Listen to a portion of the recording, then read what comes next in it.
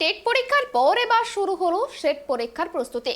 নিয়োগ দুর্নীতি নিয়ে যেভাবে রাজ্যে চর্চা চলছে, সেই আবহে সেট পরীক্ষাতেও কোনো খামতি রাখতে চান না রাজ্য। জোর কদমে শুরু হয়েছে সেট পরীক্ষার প্রস্তুতি। কিছুদিন আগেই ডিএলএড পরীক্ষায় পরপর প্রশ্নপত্র ফাঁস হওয়ার ঘটনা ঘটে। প্রশ্নে মুখে পড়তে হয় প্রাথমিক শিক্ষা পর্ষদকেও। এরপর টেট পরীক্ষায় ছিল কড়া নিরাপত্তা।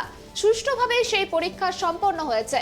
আর এবারও সামনে স্টেট এলিজিবিলিটি টেস্ট বা সেট। পরীক্ষা সুষ্ঠুভাবে করতে সেট পরীক্ষা সেন্টার ইনচার্জের সঙ্গে কথা বলেছেন কমিশন। জেলায় জেলায় তৈরি করা হচ্ছে কোঅর্ডিনেশন কমিটি। সেই কমিটিতে থাকবেন সংশ্লিষ্ট জেলার জেলাশাসক ও উপাচার্যরা। সেটের অ্যাডমিট কার্ড ডাউনলোড করার প্রক্রিয়া শুরু হয়ে গিয়েছে ইতিমধ্যেই।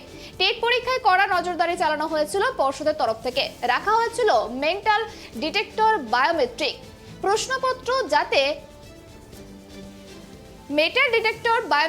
প্রশ্নপত্র যাতে ফাঁস না হয়ে যায়, তার জন্যই সব রকম সতর্কতা নেওয়া হয়েছিল।